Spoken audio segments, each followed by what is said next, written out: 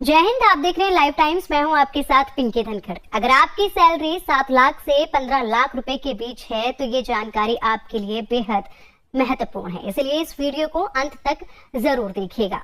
21 नवंबर 2025 से नया labour code लागू हो चुका है और इससे आपकी सैलरी का पूरा सिस्टम बदलने वाला है। सबसे पहले समझते हैं पुराना सिस्टम कैसे काम करता था और उसके बाद आपको समझाएंगे नया सिस्टम। पहले कंपनियां आपकी बेसिक सैलरी कम रखती थी और HRA, special allowance, travel allowance जैसे भत्ते ज्यादा।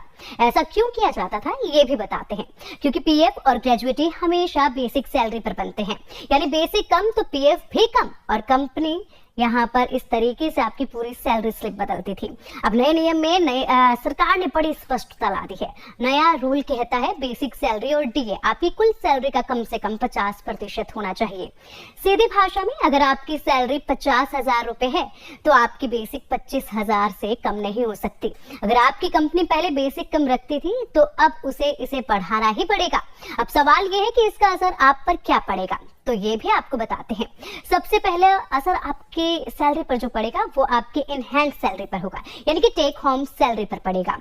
बेसिक बढ़ेगी तो पीएफ की कटौती भी बढ़ेगी और पीएफ बढ़ने का मतलब है हाथ में आने वाली सैलरी थोड़ी कम हो जाएगी। ऐसा इसलिए क्योंकि जो बेसिक सैलरी होती है उसी में से आपका पीएफ डिडक्ट होता है और उसी में से ग्रेजुएटी भी काटी जाती है। लेकिन इसके साथ एक बड़ी अच्छी खबर भी है। अच्छी खबर ये कि आपका पीएफ पहले से ज्यादा बनेगा, यानी कि आपका भविष्य पहले से ज्यादा सुरक्षित होगा। आपकी ग्रेजुएटी पहले से ज्यादा बनेगी और आपका फ्यूचर पहले से कहीं ज्यादा सिक्योर हो जाएगा। अब बहुत लोग पूछते हैं कि क्या इससे सीटीसी भी बदल जाएगी, तो इसका जवाब भी देते हैं। आपकी सीटीसी में कोई बदलाव नहीं आएगा। जी हाँ, सीटीसी बिल्कुल वही रहेगी, सिर्फ सैलरी का अंदर का ढांचा बदल जाएगा।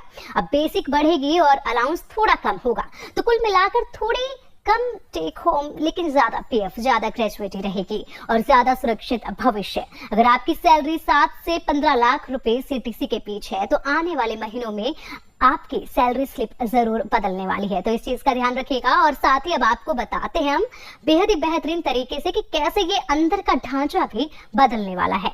तो चलिए अब आपको बताते हैं कि कैसे ये अंदर का पूरा ढांचा बदलने वाला है इस नए नियम के साथ। सबसे पहले समझते हैं, अगर किसी की सैलरी 7 लाख रुपए है तो ऐसे में पुराना 40% जो बेसिक सैलरी आपकी रखी जाएगी 7 लाख में से वो 2,80,000 होगी। और वहीं अगर बात करी जाए नए नियम के हिसाब से इस सैलरी की बेसिक की तो ये 3,50,000 होगा।